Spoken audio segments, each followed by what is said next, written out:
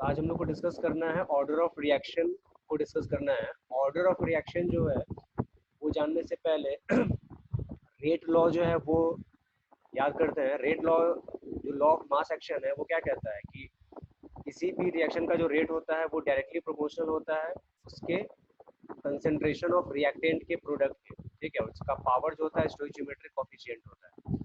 वो उसमें rate law जो है वो ध्यान में रखना है। तो ऑर्डर ऑफ रिएक्शन क्या होता है, वो जो रेट लॉ का जो एक्सप्रेशन होता है उसमें जो रिएक्टेंट के कंसेंट्रेशन का जो पावर होता है उसको हम लोग ऐड कर देंगे तो that will give us order of reaction. जो भी रेट लॉ है, ठीक है, रेट लॉ का जो एक्सप्रेशन हम लोग लिखेंगे तो उसमें रेट लॉ में आता है रिएक्टेंट का कंसेंट्रेशन के प्रोडक्ट का होता है और उसमें उसका पावर जो होता है स्टोइचियोमेट्रिक कोफिशिएंट होता है। तो वही पावर को जब हम लोग ऐड कर देंगे तो वो हम लोगों को ऑर्डर ऑफ रिएक्शन देगा। ठीक है, तो वो किस तरह से होता है, इसको जैसे एग्जांपल के थ्रू इसको जैसे देख सकते हैं। जैसे कि ये रेट है, रेट एक्सप्रेशन है के इंटू रिएक्टेंट का कंसेंट्रेशन। ये ए रिएक्टेंट है और बी भी रिएक्टेंट है। ठीक है, तो रेट लॉ जब भी हम लोग लिखते हैं लॉ ऑफ मास एक्शन के हिसाब से लिखते हैं तो उसमें rate of reaction is equal to k क्या है, रेट कांस्टेंट है। ठीक है, रिएक्टेंट का कंसेंट्रेशन यानी ए का कंसेंट्रेशन उसका पावर एक्स है, बी का कंसेंट्रेशन उसका पावर वाई है। ठीक है, तो ये जो पावर जो है एक्स और वाई इसी को जब हम ऐड कर देते हैं, ठीक है, तो उसको बोला जाता है ऑर्डर ऑफ रिएक्शन। ठीक है, तो जो रेट लॉ होगा उसके लिए, ठीक है, कोई भी रिएक्शन अगर होता है तो उसके लिए रेट ऑफ रिएक्शन जब हम लिखेंगे, ये रेट लॉ का एक्सप्रेशन हुआ। ये तो रेट लॉ का जो भी एक्सप्रेशन है उसमें जो है वो पावर कंसेंट्रेशन ऑफ रिएक्टेंट का जो पावर जो होता है उसको हम लोग ऐड कर देंगे तो वो ऑर्डर ऑफ रिएक्शन आ जाता है। ठीक है, तो वही है sum of power of the concentration of reactants in the rate law expression. Rate law का जो एक्सप्रेशन होता है उसमें जो रिएक्टेंट का कंसेंट्रेशन है, ठीक है, उसमें जो रिएक्टेंट का जो कंसेंट्रेशन है उसको बोला जाता है उसमें सबको ऐड कर देते हैं तो वो हमको ऑर्डर ऑफ रिएक्शन जो है वो दे देगा। ठीक है, तो वही है sum of powers of concentration of reactants in the rate law expression. Rate law expression ये है। ठीक है, और उसमें जो पावर जो है रिएक्टेंट के कंसेंट्रेशन का उसको ऐड कर देंगे तो हमको ऑर्डर ऑफ रिएक्शन आ जाएगा। ठीक है, तो ऑर्डर ऑफ रिएक्शन ऐसे हम लोग निकालते हैं। ठीक है, ऑर्डर ऑफ रिएक्शन जो है वो जीरो भी हो सकता है, 1 2 3 और फ्रैक्शन भी हो सकता है। तो इस तरह से जो है ऑर्डर ऑफ रिएक्शन 0 1 2 3 और फ्रैक्शन सब हो सकता है। ठीक है, और ऑर्डर ऑफ रिएक्शन को एक्सपेरिमेंटली डिटरमाइन किया जाता है। ठीक है, ऑर्डर ऑफ रिएक्शन को एक्सपेरिमेंटली हम लोग डिटरमाइन करते हैं और ये एलिमेंट्री रिएक्शन के लिए भी एप्लीकेबल है और कॉम्प्लेक्स रिएक्शन के लिए भी एप्लीकेबल है। ठीक है, एलिमेंट्री रिएक्शन क्या होता है, वैसा रिएक्शन जो कि एक स्टेप में हो जाए।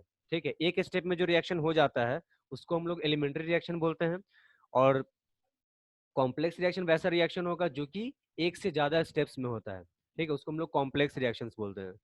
ठीक है, तो ये हो गई बात ऑर्डर ऑफ रिएक्शन की बात। ऑर्डर ऑफ रिएक्शन जो है वो क्या है, तो वही रेट लॉ एक्सप्रेशन है। उसमें जो रिएक्टेंट का कंसेंट्रेशन का जो पावर होता है उसको हम लोग ऐड कर देंगे तो that will give us order of reaction, जिसको हम लोग थ्योरेटिकली नहीं एक्सपेरिमेंटली डिटरमाइन करते हैं। ऑर्डर ऑफ रिएक्शन की वैल्यू 0 1 2 3 फ्रैक्शन सब हो सकता है। ठीक है, और ये एलिमेंट्री रिएक्शन के लिए भी एप्लीकेबल है और कॉम्प्लेक्स रिएक्शन के लिए भी एप्लीकेबल है। ठीक है, अब इसके बाद जो है वो देखते हैं मॉलिक्यूलरिटी ऑफ रिएक्शन। ठीक है, मॉलिक्यूलरिटी ऑफ रिएक्शन जो है वो क्या होता है, तो कोई भी केमिकल रिएक्शन जो होता है, ठीक है, उसमें कितना number of molecules reactant molecules participate करता है। ठीक है, तो ये तो पहले एलिमेंट्री रिएक्शन जो हम जो बताए हैं वही है the reaction taking place in a single step. Single step में जो होगा उसको एलिमेंट्री रिएक्शन बोलेंगे और reaction which takes place in number of elementary steps, बहुत सारे नंबर ऑफ एलिमेंट्री स्टेप्स में होगा, उसको हम लोग कॉम्प्लेक्स रिएक्शन बोलेंगे। ठीक है, और वही है अब कॉम्प्लेक्स रिएक्शन जब होगा तो उसमें एक से ज्यादा स्टेप्स में वो रिएक्शन होगा। तो रेट लॉ का एक्सप्रेशन किससे लिखेंगे, अब मान लो कोई एक रिएक्शन अगर 2 स्टेप में हो रहा है, 3 स्टेप में अगर हो रहा है, ठीक है, तो कौन वाले स्टेप के हिसाब से हम लोग रेट लॉ लिखेंगे। क्योंकि रेट लॉ को लिखने के लिए हमको एक रिएक्शन चाहिए, तो बहुत सारा एलिमेंट्री स्टेप्स है, तो कौन से वाले से लिखेंगे। ठीक है, तो उसके लिए क्या होता है, जो उसमें सारे स्टेप में जो सबसे स्लोएस्ट स्टेप होगा, जो सबसे धीरे वाला जो स्टेप होगा वो रेट डिटरमाइनिंग स्टेप होता है। ठीक है, मान लो जैसे 2 स्टेप में कोई रिएक्शन अगर हो रहा है, तो उसमें से जो स्लो होगा, जो ज्यादा स्लो स्टेप होगा, वो रेट डिटरमाइनिंग स्टेप होगा। रेट डिटरमाइनिंग स्टेप का मतलब क्या हुआ कि यानी उस स्टेप से हम लोग रेट लॉ को लिखेंगे।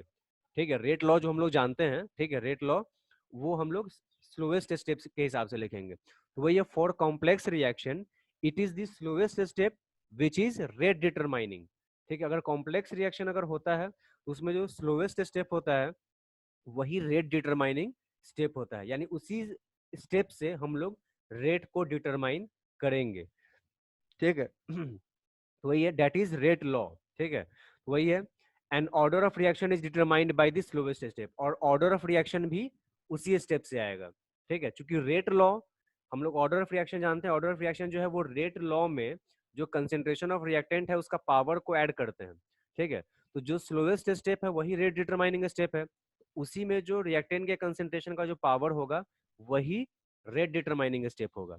ठीक है, तो बहुत ऐसा रिएक्शन जो है जो दिखता है एक स्टेप में, जो रिएक्शन जो दिख जाता है, ठीक है, वो एक स्टेप में वो रिएक्शन होता नहीं है। ठीक है, हम लोग ऑर्गेनिक में भी बहुत ऐसा ऐसा रिएक्शंस हम लोग पढ़े थे जिसमें कि एक स्टेप में वो रिएक्शन नहीं होता था। ठीक है, तो उसमें एक स्टेप में वो रिएक्शन नहीं होता है, तो एक से ज्यादा स्टेप में जब होगा तो उसमें जो स्लोवेस्ट स्टेप होगा उसके हिसाब से रेट लॉ हम लोग लिखेंगे।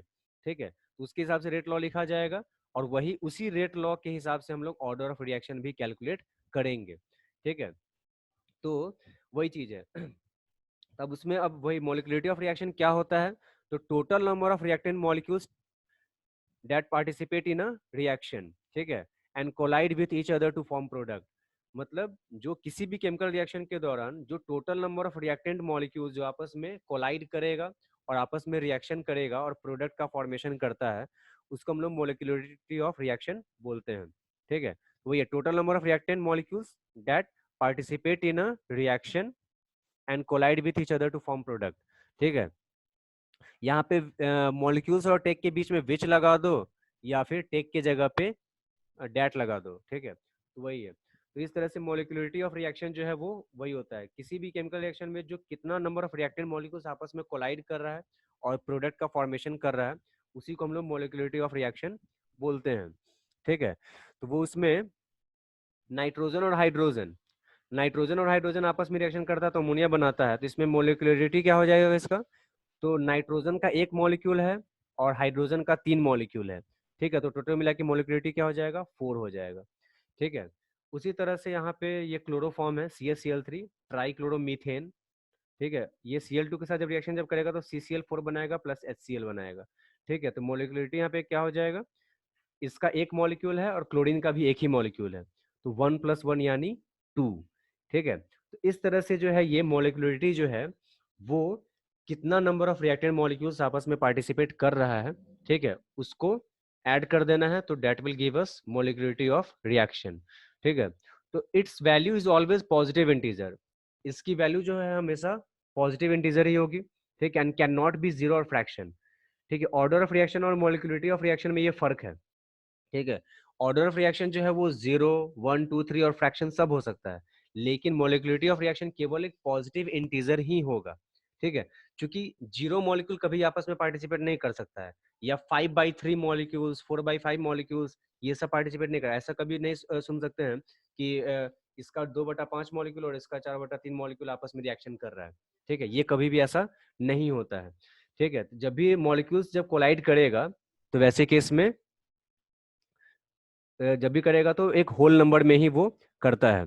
इसमें वही चीज हो रहा था इसका, तो मोलिकुलरिटी ऑफ रिएक्शन जो है वो ऑर्डर ऑफ रिएक्शन से इस तरह से वो डिफरेंट है। ठीक है, ऑर्डर ऑफ रिएक्शन जो है वो 0, 1, 2, 3 फ्रैक्शन सब हो सकता है, लेकिन मोलिकुलरिटी जो है जब भी होगा तो एक मतलब पॉजिटिव इंटीजर ही हो सकता है। ठीक है, वही है, ऑर्डर ऑफ रिएक्शन को हम लोग एक्सपेरिमेंटली डिटरमाइन करते हैं, लेकिन ये मोलिकुलरिटी ऑफ रिएक्शन को थ्योरेटिकली डिटरमाइन किया जाता है। ठीक है, थ्योरेटिकली, क्योंकि इसमें ये देखा जाता है कि कितना नंबर ऑफ मॉलिक्यूल्स आपस में रिएक्ट कर रहा है।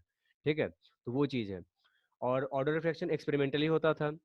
It is applicable in to only elementary reaction. ठीक है, तो it is meaningless for complex reaction, मतलब एलिमेंट्री रिएक्शन के लिए ही ये कैलकुलेट होगा, कॉम्प्लेक्स रिएक्शन के लिए मीनिंगलेस है, क्योंकि कॉम्प्लेक्स रिएक्शन में बहुत सारे स्टेप्स में वो होता है।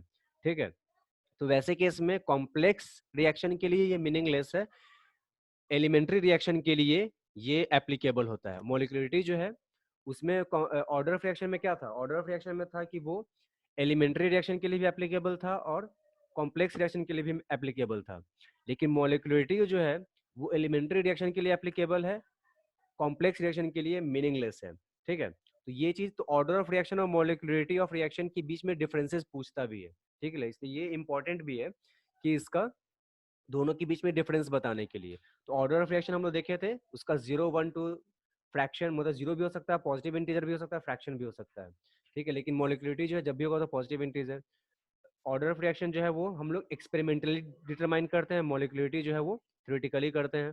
ऑर्डर ऑफ रिएक्शन जो है वो एलिमेंट्री रिएक्शन के लिए एप्लीकेबल है और कॉम्प्लेक्स रिएक्शन दोनों के लिए एप्लीकेबल है।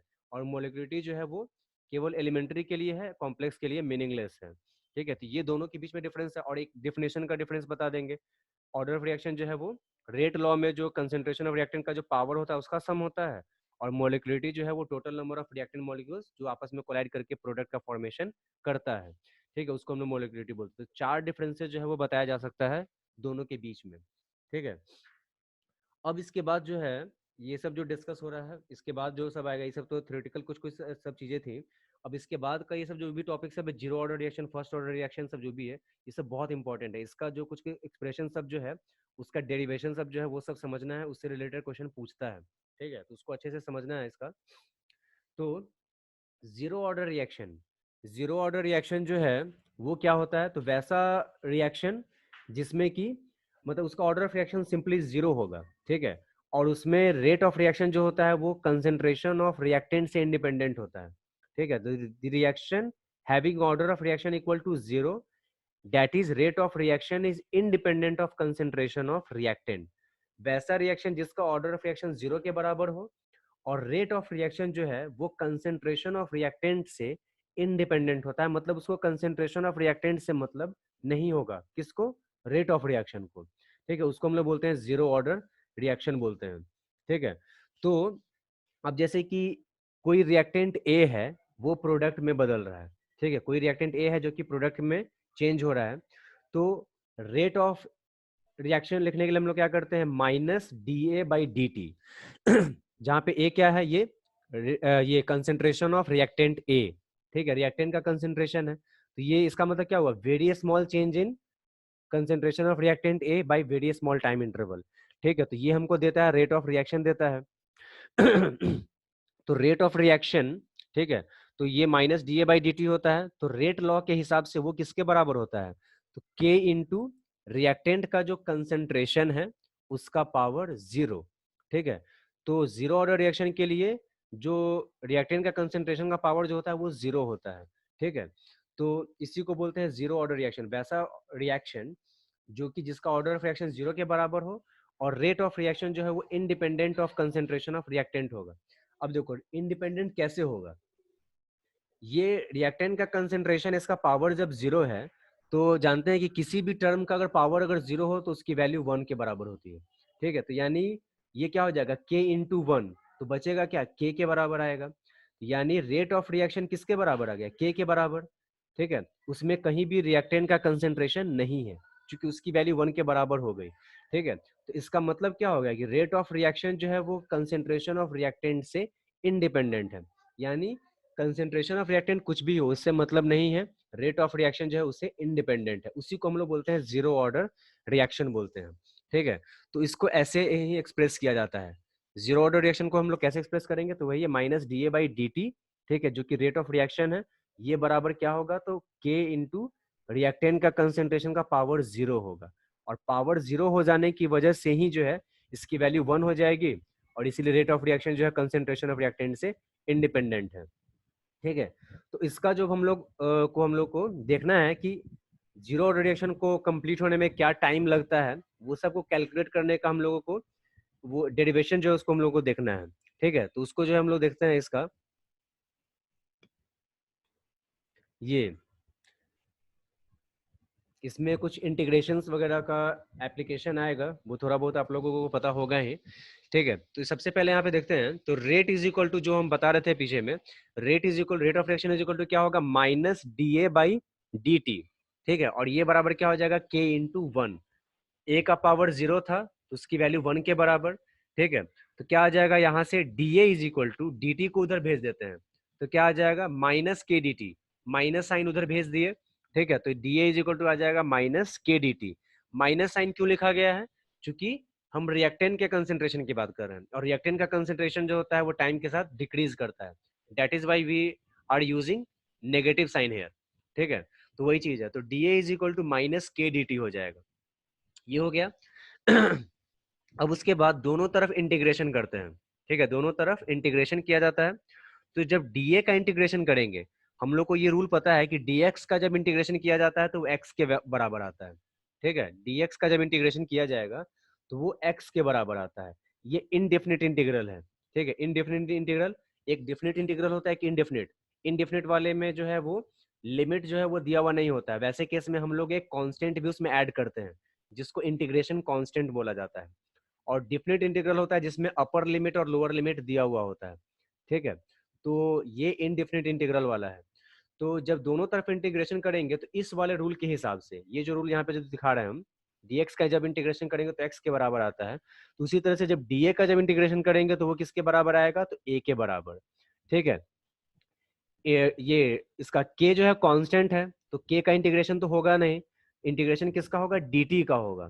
तो dt का इंटीग्रेशन क्या हो जाएगा? t के बराबर, और इसमें ऐड हो जाएगा c क्या है? Integration constant.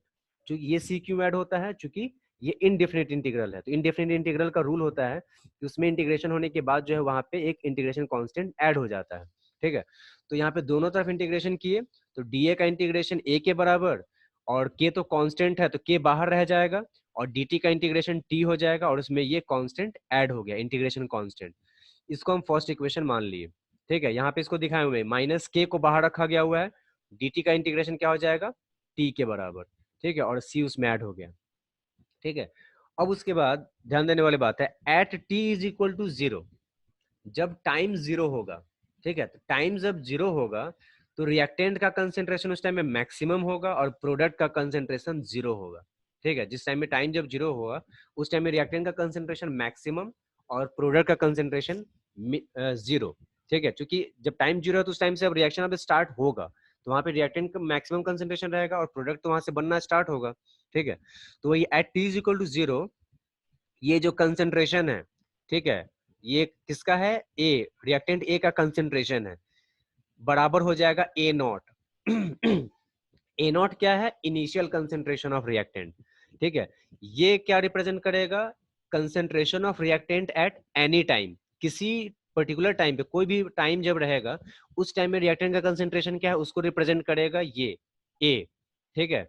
और ए नॉट क्या रिप्रेजेंट करेगा? तो initial concentration of reactant, reactant का जो इनिशियल कंसेंट्रेशन है वो रिप्रेजेंट करता है, वो होता है ए नॉट, ठीक है। तो वही जब टाइम जब 0 होगा उस टाइम में ए किसके बराबर होगा? तो ए नॉट, यानी रिएक्टेंट का कंसेंट्रेशन किसके बराबर होगा? तो ए नॉट के बराबर, मतलब इनिशियल कंसेंट्रेशन के बराबर, ठीक है। तो अब इसको पुट करते हैं।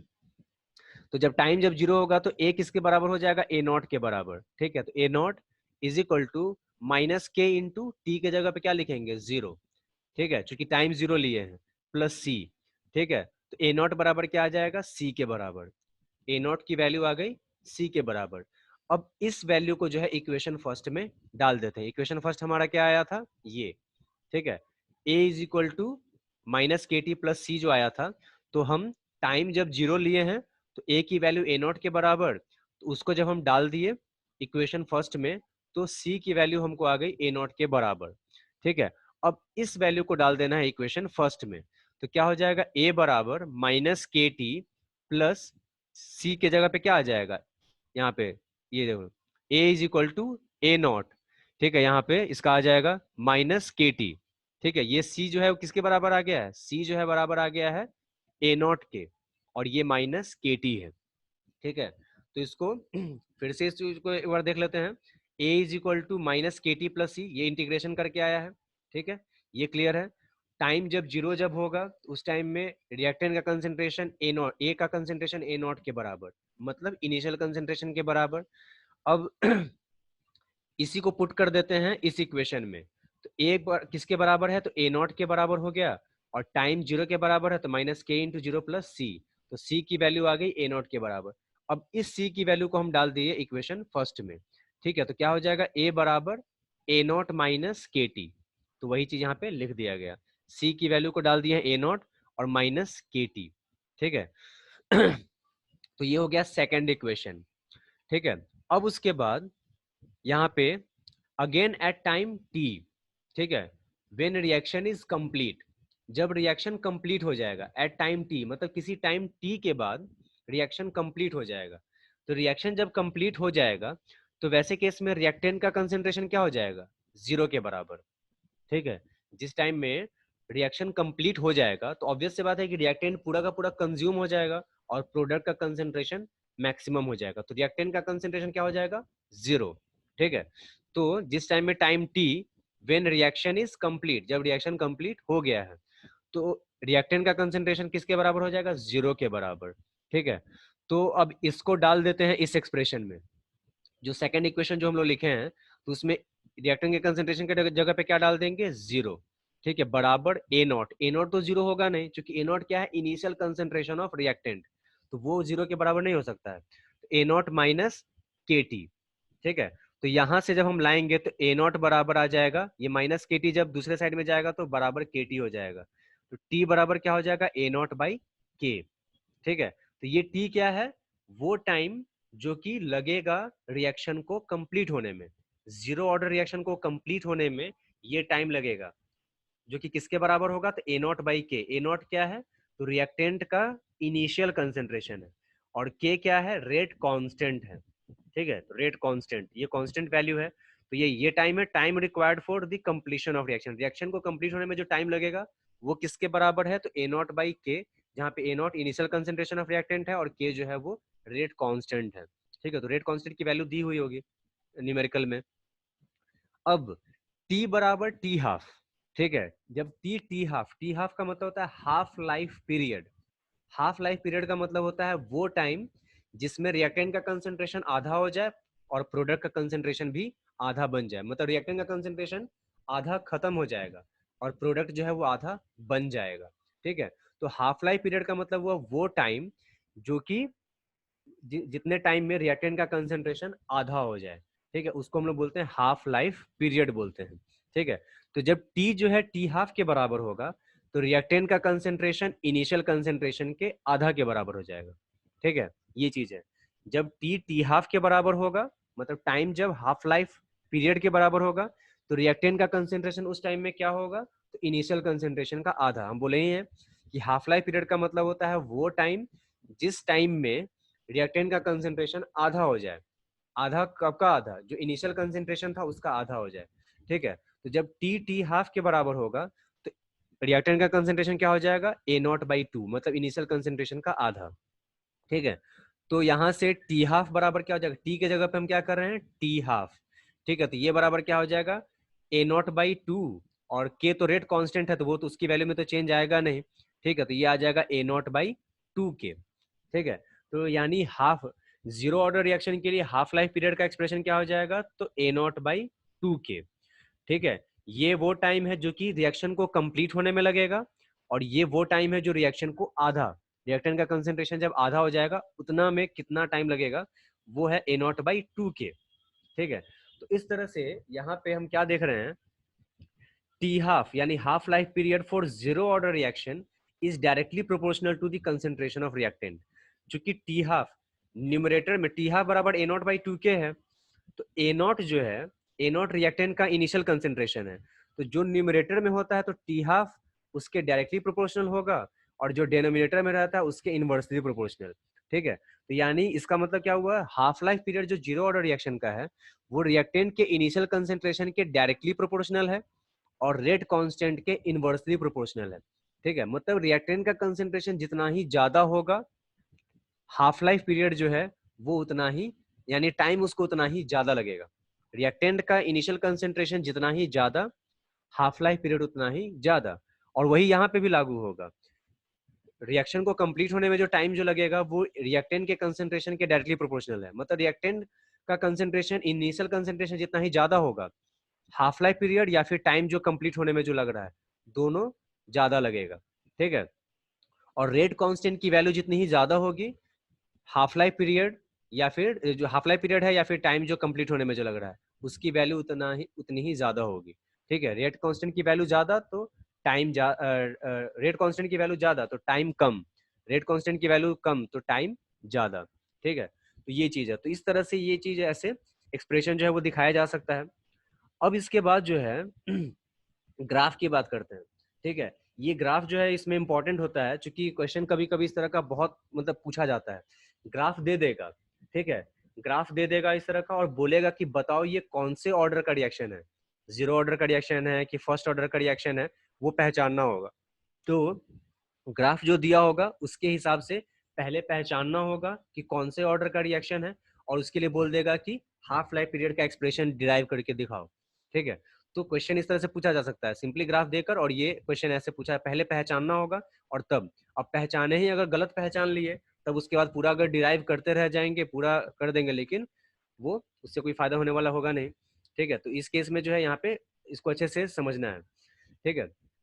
तो ये जो देख रहे हैं देखो यहाँ पे इसका ग्राफ जो होगा ये कंसेंट्रेशन ऑफ रिएक्टेंट है और ये टाइम का है, ठीक है। ये कंसेंट्रेशन ऑफ रिएक्टेंट और टाइम, तो जैसे जैसे टाइम बढ़ता है वैसे वैसे रिएक्टेंट का कंसेंट्रेशन क्या होता है, डिक्रीज करता जाता है, ठीक है।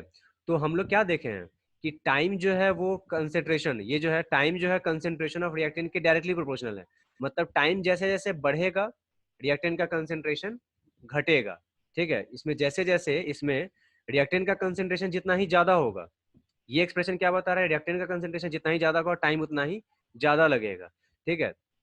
और इसमें यहाँ पे ये जो ग्राफ जो बता रहा है ये क्या है, ये वाला कंसेंट्रेशन ऑफ रिएक्टेंट और ये है टाइम का, ठीक है। तो इस हिसाब से यहाँ पे टाइम जैसे जैसे बढ़ता जाएगा रिएक्टेंट का कंसेंट्रेशन क्या होता जाएगा, डिक्रीज करता जाएगा, ठीक है। स्टीडी ऑर्डर में, जीरो ऑर्डर के केस में स्टीडी ऑर्डर में डिक्रीज करेगा, ठीक है। तो वही है इसका। तो इस हिसाब से जो है अब ये यहाँ पे हम इसको दिखाते हैं, एक मिनट इसका देख लेना। ये एक मिनट, ये जो है इसका आया हुआ है ना, ये A not is equal to K T है, ठीक है। A not is equal to K T है, तो इसमें जो है इसका एक होता है Y is equal to M x plus C, Y is equal to M x plus C होता है। तो यहाँ पे Y is equal to M X तो है लेकिन यहाँ पे सी नहीं है, ठीक है। एम एक्स है लेकिन यहाँ पे ये इस एक्सप्रेशन में ध्यान देना, यहाँ पे माइनस के टी, यहाँ पे माइनस मिसिंग है, तो माइनस को यहाँ पे लिख लेना। ए नॉट इज इक्वल टू क्या हो जाएगा, यहाँ पे ये माइनस के टी है, ठीक है। यहाँ पे इस तरह से इसका नहीं नहीं, यहाँ पे A not is equal to K T है तो खैर ठीक है। इसका जो एक्सप्रेशन यहाँ पे इसको देख सकते हैं, ये वाला y is equal to M x plus C वाला है, इसका ग्राफ जो आता है y is equal to M x plus C है। तो एम एक्स प्लस सी का ग्राफ कैसा जाता है, स्ट्रेट लाइन जाता है, ठीक है। तो ये वाला जो एक्सप्रेशन देख रहे हैं, तो यहाँ पे ये a क्या है, y है, ए नॉट क्या है, ये c है, और एम एक्स, m के जगह पे यहाँ पे क्या है माइनस के है, और c के जगह पे यहाँ पे क्या है t है, ठीक है। तो y is equal to M x plus C का हम ग्राफ जानते हैं कि स्ट्रेट लाइन जाता है, ठीक है, स्ट्रेट लाइन। अब वो स्ट्रेट लाइन जो है वो ऐसे हो सकता है, ऐसे हो सकता है, ठीक है। अब वो किस तरह का होगा वो यहाँ पे देखना है। तो y के जगह पे यहाँ पे a है, c के जगह पे यहाँ पे a नॉट है, m के जगह पे यहाँ पे माइनस के है, और x के जगह पे t है, ठीक है। यानी y एक्सिस पे क्या जाएगा तो a जाएगा, ठीक है। x एक्सिस पे क्या जाएगा तो t जाएगा, मतलब टाइम जाएगा। और स्लोप के जगह पे क्या होगा माइनस के, ठीक है। और स्लोप की वैल्यू जब नेगेटिव में हो तब स्लोप जो होता है वो डाउनवर्ड होता है, डाउनवर्ड स्लोप, ठीक है। और वही अगर स्लोप की वैल्यू अगर पॉजिटिव होती तो वैसे केस में ग्राफ कैसा जाता है, ऐसा जाता, इस टाइप से, ठीक है। तो ये चीज है। तो इस तरह से जो है इसमें यहाँ पे ये वाला, तो y is equal to M x plus C से जब इसको कंपेयर करेंगे तो ये कंसेंट्रेशन ऑफ ए क्या है, कंसेंट्रेशन ऑफ रिएक्टेंट है, ठीक है। ए नॉट इनिशियल कंसेंट्रेशन है, टी जो है वो टाइम है, और माइनस के स्लोप है, के जो कि रेट कांस्टेंट होता है। तो y is equal to M x plus C से जब कंपेयर करेंगे तो इसका ग्राफ कैसा जाएगा, तो स्ट्रेट लाइन जाएगा जो कि डाउनवर्ड स्लोप का होगा, ठीक है, डाउनवर्ड स्लोप, ठीक है। और जब डाउनवर्ड स्लोप होता है तो उसमें स्लोप की वैल्यू नेगेटिव होती है। तो देख लो यहाँ पे टाइम जब जीरो है, यहाँ पे दिखा रहे हैं टाइम जब जीरो है तो रिएक्टेंट का कंसेंट्रेशन मैक्सिमम होगा जो कि ए नॉट के बराबर है। अब जैसे जैसे टाइम बढ़ेगा वैसे वैसे रिएक्टेंट का कंसेंट्रेशन डिक्रीज करेगा, ठीक है। और यहाँ पे स्लोप की वैल्यू क्या होगी, तो माइनस के बराबर। ठीक है, कैसे इसको निकाले, तो y is equal to M x plus C से इस रिएक्शन को जो इक्वेशन जो है उसको कंपेयर करके। ठीक है, y की जगह पे a है, c के जगह पे a नॉट है, m के जगह पे माइनस के है, और t के जगह t जो है वो टाइम है। ठीक है, तो वही है। तो यहाँ से इस तरह से ये वाला ग्राफ जो है वो आ जाएगा। तो जीरो ऑर्डर रिएक्शन के लिए कंसेंट्रेशन ऑफ रिएक्टेंट और टाइम के बीच में ऐसा ग्राफ आएगा। ठीक है, स्टीडी ऑर्डर में डिक्रीज करता हुआ स्ट्रेट लाइन आएगा जिसका डाउनवर्ड स्लोप होगा, और स्लोप की वैल्यू यहाँ पे माइनस के बराबर। ठीक है, तो इस तरह से क्लू ऐसे भी दिया जा सकता है कि वैसा मतलब जिसमें हाफ लाइफ पीरियड जो है वो रिएक्टेंट के कंसेंट्रेशन के डायरेक्टली प्रोपोर्शनल है, या रेट कांस्टेंट के इनवर्सली प्रोपोर्शनल है, वो कौन सा ऑर्डर ऑफ रिएक्शन होता है, तो वो जीरो ऑर्डर रिएक्शन होता है। यहाँ पे हम लोग इसको डिराइव करके दिखाए हैं। ठीक है, तो इस तरह से तो ये ग्राफ वाली बात हो गई। ठीक है, जो कि इस इक्वेशन से लाया गया है, ध्यान देना इस इक्वेशन से। इसके नीचे दिखाए भी है y is equal to M x plus c, pencil से लिखा हुआ है। ठीक है, इस तरह से। और उसके अलावा जो है ये इसका एक्सप्रेशन टाइम जो कंप्लीट होने में लगेगा, और ये टाइम जो हाफ लाइफ पीरियड है। तो जीरो ऑर्डर रिएक्शन क्या होता है, उसके अलावा जो है वो जीरो ऑर्डर रिएक्शन को कंप्लीट होने में कितना टाइम लगता है उसका एक्सप्रेशन, जीरो ऑर्डर रिएक्शन का हाफ लाइफ पीरियड का एक्सप्रेशन। ठीक है, उसके अलावा जो उसका ग्राफ है कंसेंट्रेशन ऑफ रिएक्टेंट और टाइम के बीच में, वो किस तरह से निकाला जाता है, इसका डेरिवेशन जो है इसका ये इंपॉर्टेंट है। ठीक है, तो इस तरह से जो है इसका ये जीरो ऑर्डर रिएक्शन की बात यहाँ पे खत्म हो गई। ठीक है।